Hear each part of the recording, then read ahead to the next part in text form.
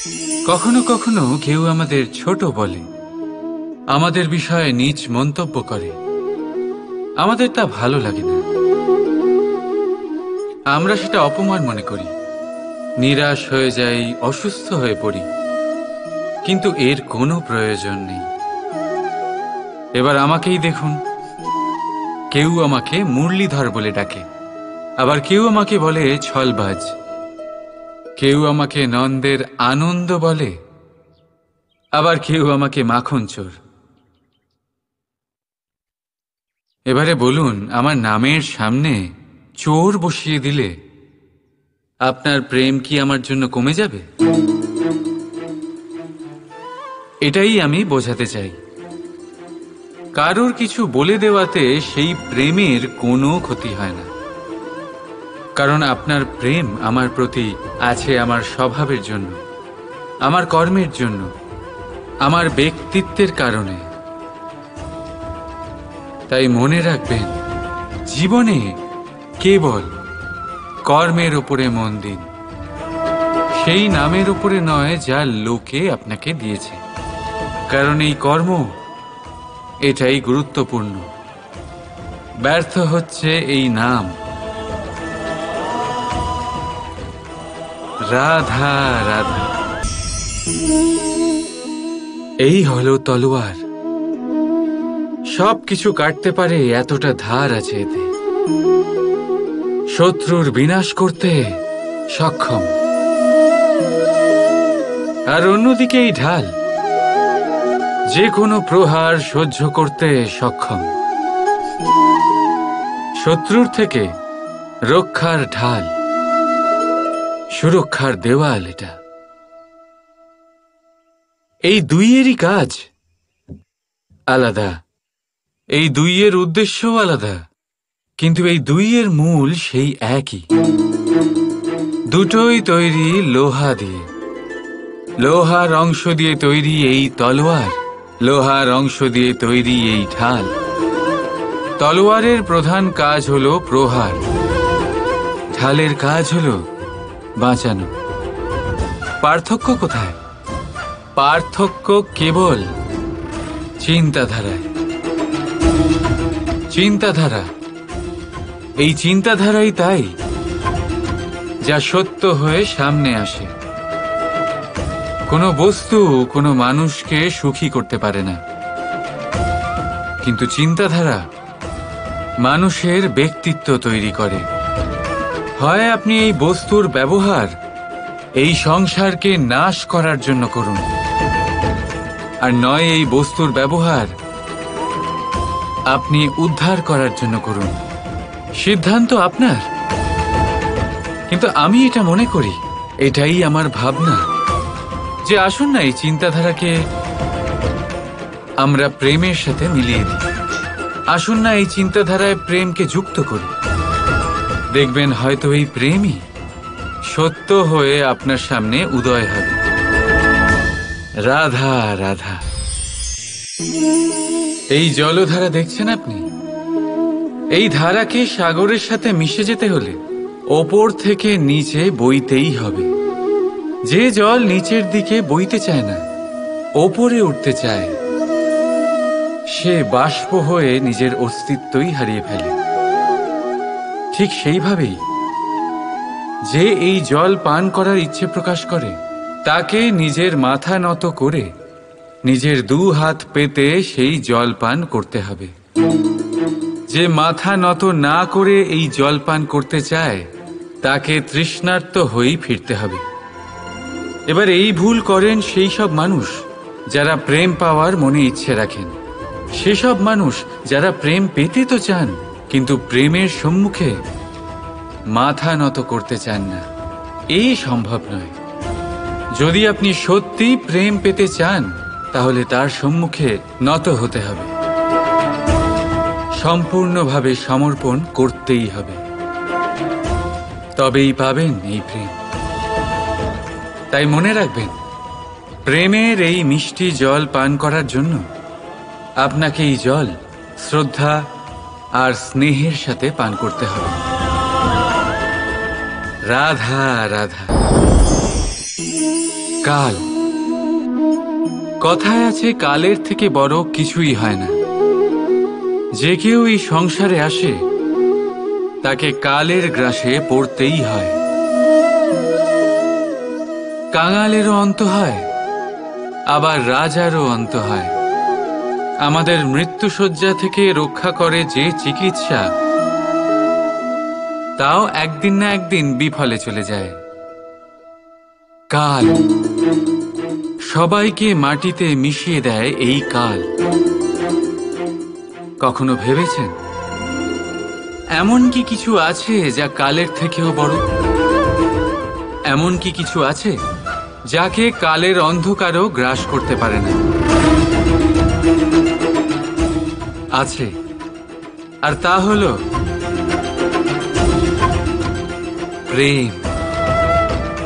আমাদের অন্ত হয়ে গেলেও প্রেমের এই ভাবের কখনো অন্ত হয় না, জীবিত থাকে। প্রেমের কাহিনীরও অন্ত হয় না, জীবিত থাকে। এই প্রেম প্রেরণা হয়ে কালের থেকে বড় হয়ে জীবিত থাকে। তাই যদি আপনি কালে না হারাতে চান, তাহলে সবাইকে ভালোবাসুন। এই প্রেমের বন্ধনে বাঁধলে এই জীবন মৃত্যুর বন্ধন থেকে মুক্তি পাবে। রাধা রাধা।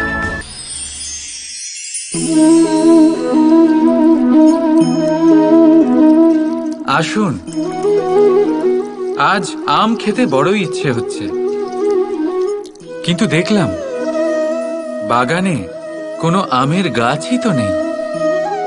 তাই ভাবলাম আজ আমি এই গাছকে জল দিই।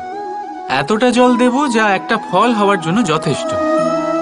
সন্ধেবেলায় একটা ফল দিয়েই দেবে, তারপর আমি সেই আম খাবো। আপনি ভাবছেন আমি এই কেমন কথা বলছি? এই গাছকে আমি যতই জল দিই না কেন, ফল ঋতু এলে তবেই হবে। ঠিক আছে, এটাই হলো রহস্য সাফল্যের। ঋতু এলে ফল নিশ্চয়ই হবে, কিন্তু তার আকার আপনাকে অবশ্যই বলে দেবে যে সেই বৃক্ষের কতটা খেয়াল রাখা হয়েছে। কর্মের ফল অবশ্যই পাবেন, কিন্তু কর্ম অনর্গল করে যেতে হবে। সাফল্য আপনি অবশ্যই পাবেন, কর্ম অনর্গল করে যেতে হবে। একটা শুভ কর্ম করে কিচ্ছু হবে না। কর্ম নিরন্তর করে যান, পরিশ্রম নিরন্তর করে যান, দেখবেন সাফল্য নিজেই আপনার কাছে আসবে। রাধা রাধা।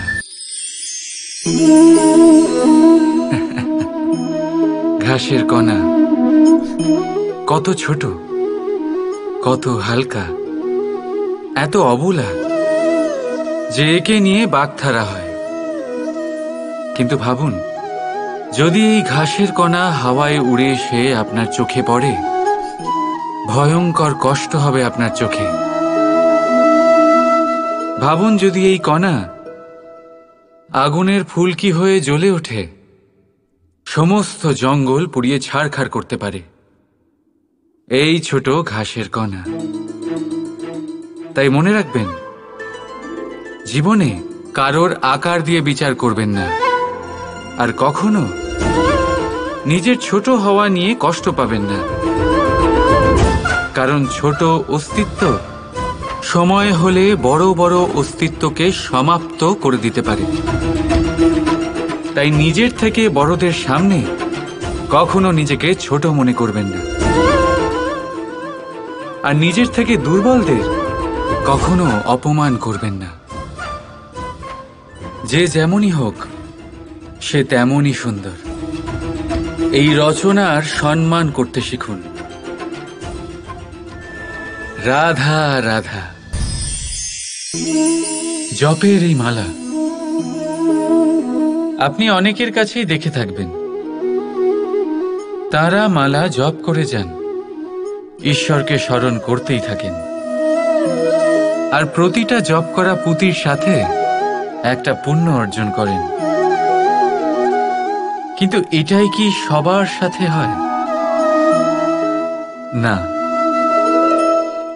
আপনি এটাও নিশ্চয়ই দেখেছেন, অনেক মানুষ বহু বছর এই মালা জপ করে যান, কিন্তু তাও কিছুই হয় না। সেই ক্রোধ, সেই অহংকার, সেই লোভ, সেই বাধা সব একই রকম থাকে। তার মানে সমস্ত পরিশ্রম ব্যর্থ। কখনো ভেবে দেখেছেন এমন কেন হয়? এই জন্যই হয় কারণ মালার পুঁতিগুলো জপতে জপতে অনেক মানুষ একটা জিনিস জপ করতে ভুলে যান, মনের জপমালা। সেই জন্য পরের বার এই মালা জপ করার আগে সর্বপ্রথম মন থেকে জপ করতে শিখুন। মনের মধ্যে যত মন্দ ভাব আছে তা ঝেড়ে ফেলে দিন, শেষ করে দিন সমস্ত দোষ। তবেই আসবে শান্তি, তবেই পাবেন সন্তুষ্টি, আর তবেই পাবেন প্রেম। রাধা রাধা। আসুন আজ আমরা কথা বলি এটার বিষয়। হিরে আমাদের জন্য অত্যন্ত মূল্যবান, অত্যন্ত প্রিয়, অত্যন্ত উজ্জ্বল। হীরের উজ্জ্বলতা সবাই চেনে, কিন্তু এই উজ্জ্বলতা আসে কোথা থেকে? অন্য কোনো হিরে দিয়ে এই হিরে পালিশ করা হয়, তবেই এটা সম্ভব হয়। কি ভালো ব্যাপার! নিজেই নিজেকে পালিশ করো আর নিজেকে আরো উজ্জ্বল করে তোলো। এবারে ভেবে দেখুন, কখনো কাদা দিয়ে কি কাদা পরিষ্কার করা সম্ভব? না। তার জন্য আপনার প্রয়োজন পড়বে পরিষ্কার জল। ঠিক সেইভাবেই শুভর দ্বারা শুভকে আরো অনেক শুভ করে তোলা যায়, কিন্তু মন্দ দিয়ে মন্দ শোধন করা যায় না। সবার আগে নিজের মন পরিষ্কার করুন, মনকে শুদ্ধ করুন, তারপর সেই দৃষ্টি দিয়ে এই সংসারকে দেখুন। এই সংসার আপনা থেকেই শুদ্ধ মনে হবে। যদি কারোর মধ্যে দোষ দেখেন, তাহলে শুভ কর্ম করে তার দোষ দূর করার চেষ্টা করুন, তাকে সাহায্য করুন। তার মধ্যে দোষ দেখে নিজের মনকে বিকারগ্রস্ত করবেন না, কারণ আপনি হিরে। অন্য কোনো হিরে পালিশ করতে সাহায্য করুন, ভালো লাগবে। রাধা রাধা।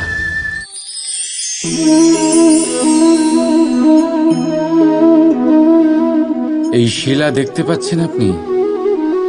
এটা সেই শিলা যা আপনারা মন্দিরে দেখতে পান, যার সম্মুখে আপনারা মাথা নত করেন, হাত জোর করে প্রণাম করেন, প্রার্থনা করেন, নিজের জন্য শুভ কামনা করেন। এবারে ভাবুন, এই শিলা কি দিয়ে তৈরি? পাথরের এক খণ্ড দিয়ে, এক সাধারণ পাথরের খণ্ড। এবার যদি এই পাথরের খণ্ড আপনি অন্য কোথাও দেখেন, তাহলে কি করবেন?